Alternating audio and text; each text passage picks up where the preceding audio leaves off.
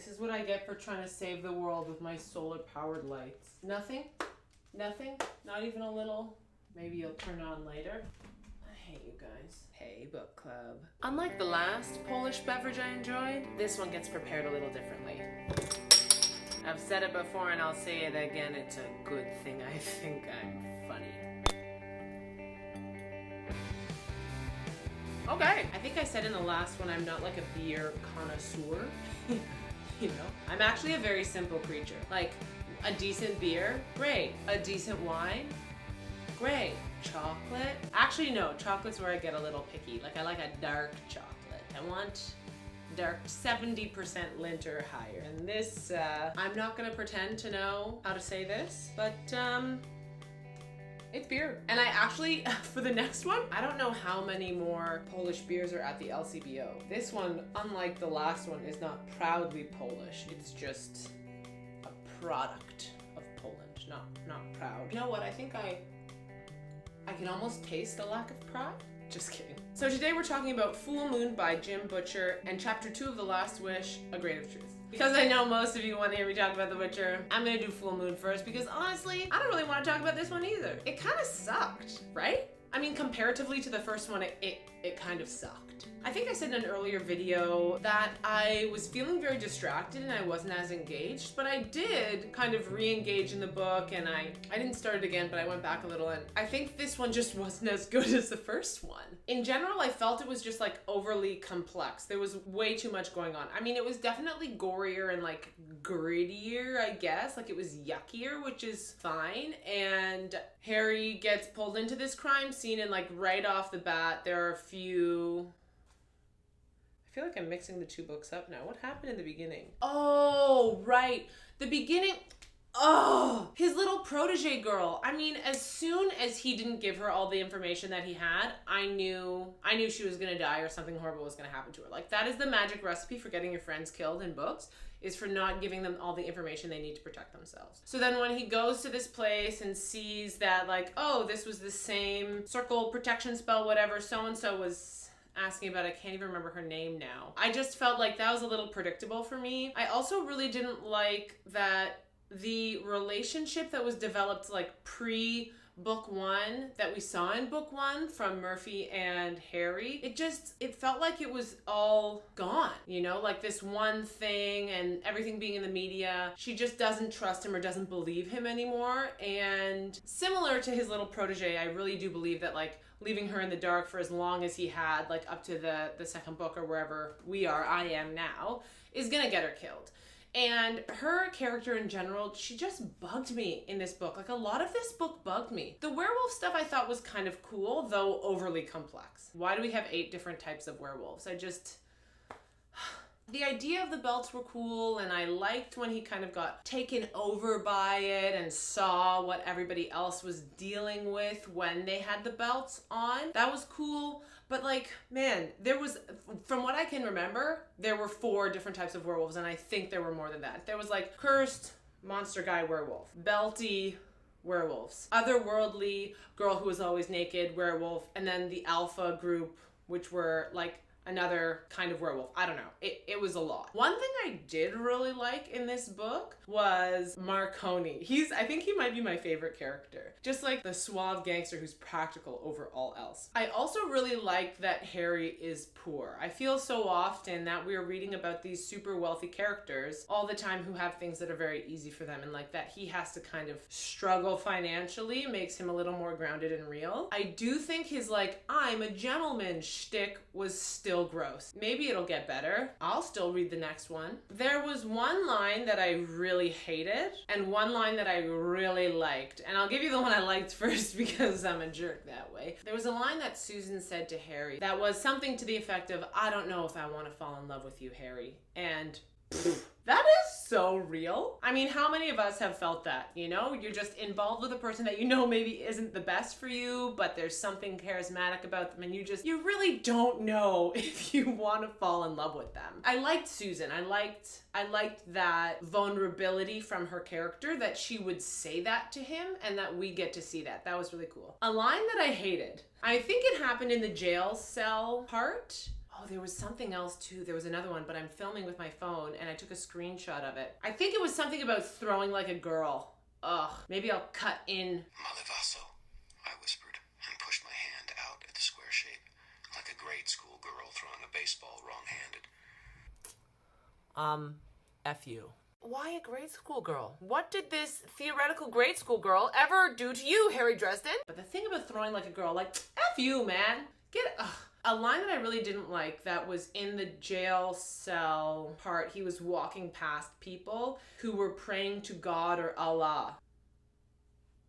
I mean, I might be wrong, but I'm pretty sure Allah is God in Arabic.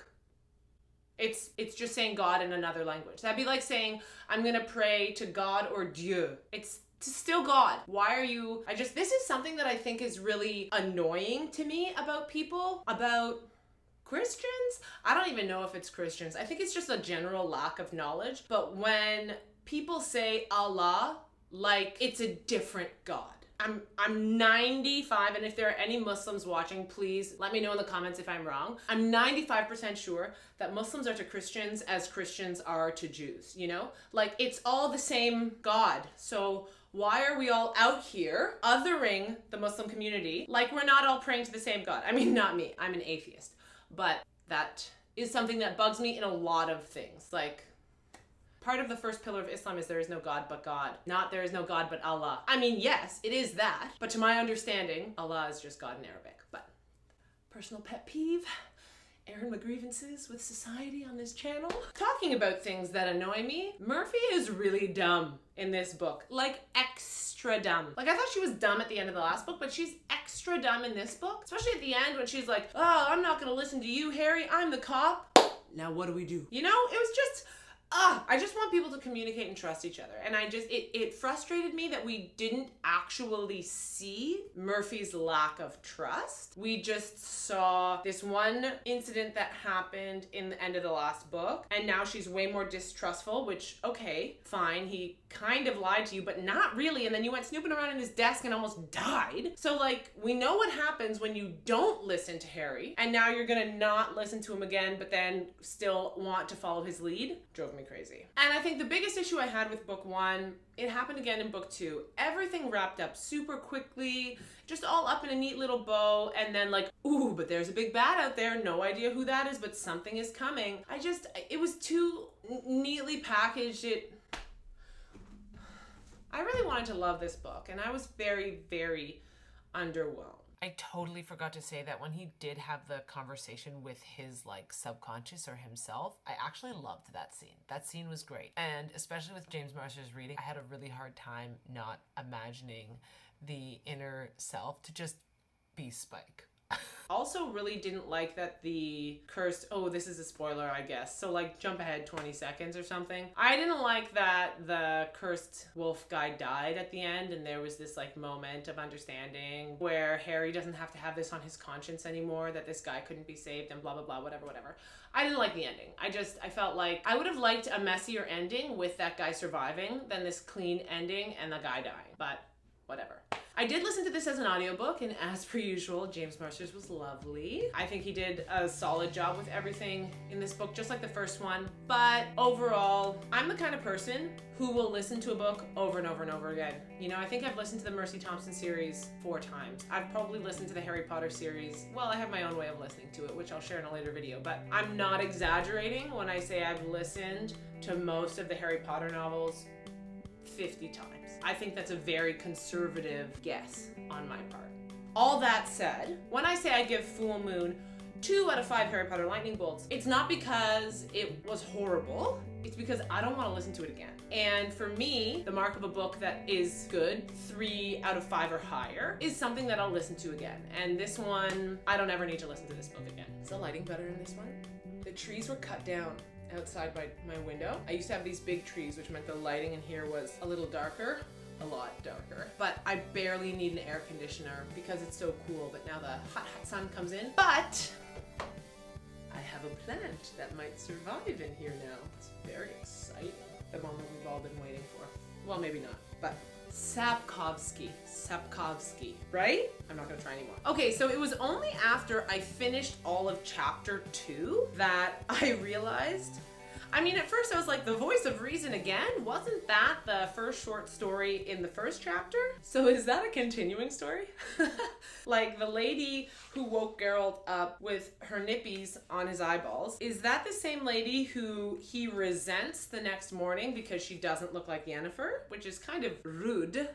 One thing that happens right at the beginning of chapter 2 that I really like, the Witcher shaded his eyes with his hand in an unnecessary instinctive reflex, which he had never managed to shake off. All he needed to do, after all, was narrow his pupils to vertical slits. I have something similar to that with Dyson in my novels, in that she still breathes like a human, you know? She doesn't need to breathe, but she still breathes. And I do like the idea of formerly human beings having these habits that they just can't shake. For whatever reason, they can't shake them. And I feel like that makes them more relatable. I really like I guess the nostalgic feel of it. Like, I'm gonna flinch away from the light because that's comfortable. Like, I'm used to that. Oh, we have the first mention of my boyfriend, Julian. Except he's just Dandelion in this. Does he get a full name in this one, or is he always Dandelion? Whatever. I'll call him Dandy if he wants me to. One thing as a writer that I'm always looking out for, which is like... maybe not good to say, but it's like techniques to steal, especially when there are things that's gonna take away from the he said, she said. And at one point, the woman who's taking care of Nanika, is that her name? Nanika, who's taking care of Geralt, is talking to him. In the middle of just talking to him, there's no break in the text or anything. There's no Geralt said this or whatever. Just in the middle of her text, she said, "Don't pull silly faces if you please." And I really like that writing style in the sense that, like, I have immediately an image of what Geralt is doing, but I didn't need to be told that. I was shown that through Nanika's reaction. So if you read that in my next book, you'll know where I got it. At the end of that is my favorite line, I think, of all the lines I read through this chapter 2, so I'm gonna save that for the end. Oh yes! And we meet Roach. Roach wasn't in the other one. Very happy to meet Roach. I also somebody told me that Geralt names all of his horses Roach, which is great. I love that because I name all of my bicycles Lyle, and I've only had one car and his name is Derek, and I'm pretty sure that if I get another car, his name will also be Derek. So Geralt comes across some bodies and then he finds a castle and there's a monster in the castle. This line, probably my second favorite line, the Witcher's right hand rose as fast as lightning above his right shoulder, while his left jerked the belt across his chest, making the sword hilt jump into his palm.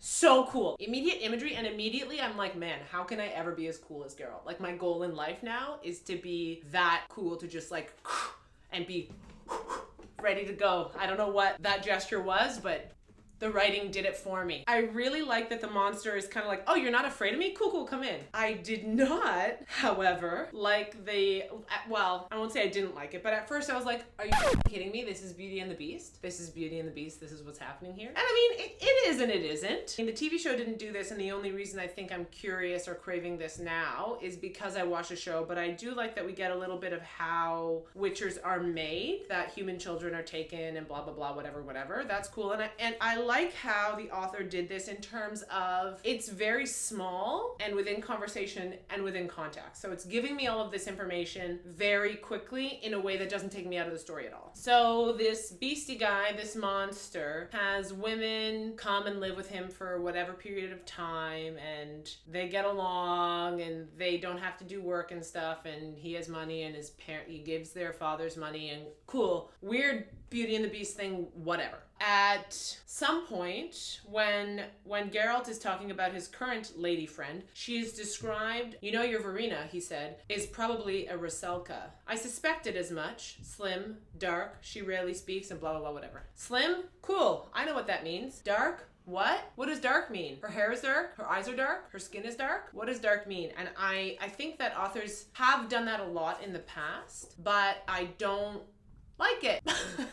I just feel like that's a descriptor that's so vague and can mean so. Her mood is dark, her aura is dark, her expressions are dark and gloomy. Like, what's going on here? Oh yes, and then later on we say she would have been a rare Rusalka. I don't know if I'm saying that right, because she's a black-haired one. So I guess when he said dark, he meant her hair. But how was I to know that? I don't know.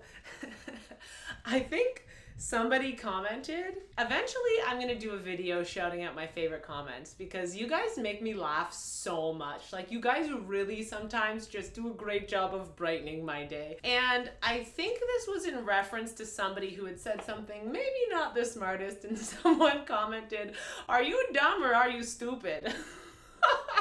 And I've been asking myself that question a lot recently. Mostly while reading the 5th season, because that book is hella confusing and I'm going to have a video on that. But also how Roach cued Geralt into Verena being something other than a whatever she is. And how this mushroom thing did that. I don't know if I'm dumb or stupid or what, but I was like, I just kind of took it. I was like, yeah, Roach knows, man. And then we find out she's a Bruxa. A Bruxa?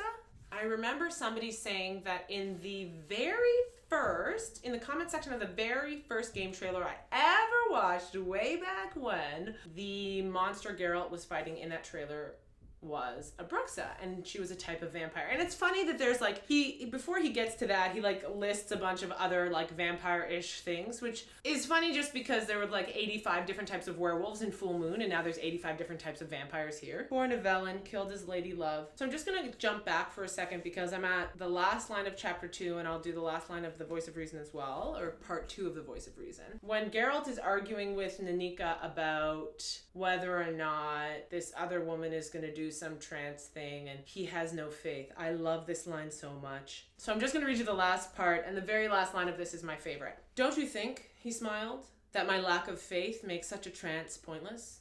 "No, I don't. And do you know why?" "No." Nanika leaned over and looked him in the eyes with a strange smile on her pale lips. "Because it would be the first proof I've ever heard of that a lack of faith has any kind of power at all." I love that. That's just like, I mean, I've said before multiple times, I'm an atheist. I mean, on a good day, I guess I'm agnostic, but that doesn't mean I don't have faith. I just don't put my faith in an organized religion. I think that idea, like a lack of faith, has no power. And as long as we are putting our faith in positive things, then positivity will come from it. And I just love that. So the second chapter after A Voice of Reason is called A Grain of Truth. And it took me a while to connect that it's called that because Nivellen is looking for a grain of truth in these stories about how he could potentially undo his curse before he's come to accept his monstrous self. And then he unwittingly undoes it anyways. Love and blood, they both possess a mighty power. Wizards and learned men have been racking their brains over this for years, but they haven't arrived at anything except that what, Geralt? It has to be true love. Again, I'm asking myself, am I dumb or am I stupid? So to break the curse, did he have to kill her? Like, do you have to kill the person that you're in love with? Or that you're in true love with? Or is it enough to spill their blood? You know? Is like a pinprick, you know, just like slice of the hand like the end of Pirates of the Caribbean? Is that enough, or does it have to be like...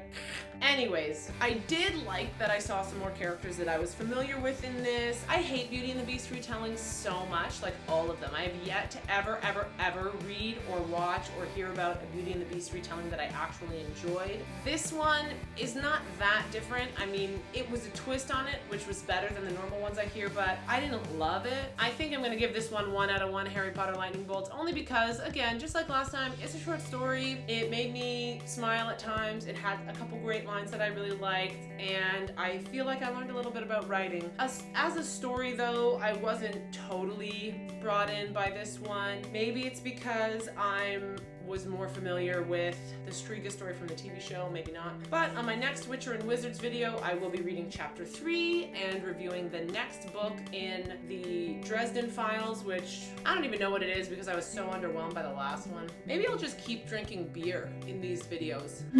Harry drinks beer. I'll keep looking for Polish beers. Are there other Polish drinks? Is there like a cool mixed drink that's Polish that I can do? Let me know. Let me know what you think. Okay, my 2 questions for the end of this video. First, what is your favorite retelling? What is a story that you could just hear a million times? And for me, whether it's a retelling or it's just another version, there are 3 stories that I cannot get enough of. No matter how many times, no matter how many iterations, no matter how bad they are, I cannot get enough of Cinderella, a rags to riches story, The Three Musketeers, I will watch any version of that, and Robin Hood. Absolutely love it. Maybe not the one with Jamie Foxx, that one wasn't great. But all the other ones I really, really like, especially Kevin Costner with his no accent. Friggin' love it. Just can't get enough. And my second question is, in your experience, more often than not, are book 2s better, worse, the same as book 1s? This made me especially nervous because my second book is coming out on November 26th. If I haven't talked about that before, I'm sure I have. I know I have. One of my beta readers said it was better than my first one. I don't know if that's better, but I really hope it's as good at the very least. It delves more into certain characters, and as you guys know, if you watch my non-gamer watches, I live for characters. My book is very character driven, and yeah, I guess that's it. Tell me about what book 2s that you've liked or disliked. I was thinking about that myself, and like, I'm reading Midnight Sun right now, so I was thinking about the second Twilight book. Garbage. Harry Potter and the Chamber of Secrets. Not my fave. Not my least fave, but not my fave. I'm trying to think of other book 2s that stick in my mind, and The Scorch Trials, didn't even finish it. The second Divergent one was like fine. What other books on here have I read that have book 2s? I feel like I read the Sword of Truth books. I read a lot of those. I feel like the book 2 of that was good. Oh, Hope Rides Again. I haven't finished this one. And Hope Never Dies was the first book, and I really, really loved it. I do want to get back to Hope Rides Again, especially with Joe in the race with Kamala Harris. Maybe I'll do a video talking about those 2 books. Maybe I'll finish reading that one next month, because those 2 books are, well, the first one was really, really funny and worth talking about. But anyways, I'm getting off topic. I'm gonna book out and finish my beer and maybe edit this video. I also started watching Doom Patrol, video on that to come a little bit, and until next time, may the force be with you. Live long and prosper. Don't let the muggles get you down. So I've just realized this feature, an end screen. Is there a bubble over my face? Hit my face to subscribe. Watch more videos. Here, is this right? Are they here? Am I pointing at them? Is my face still covered by the thing?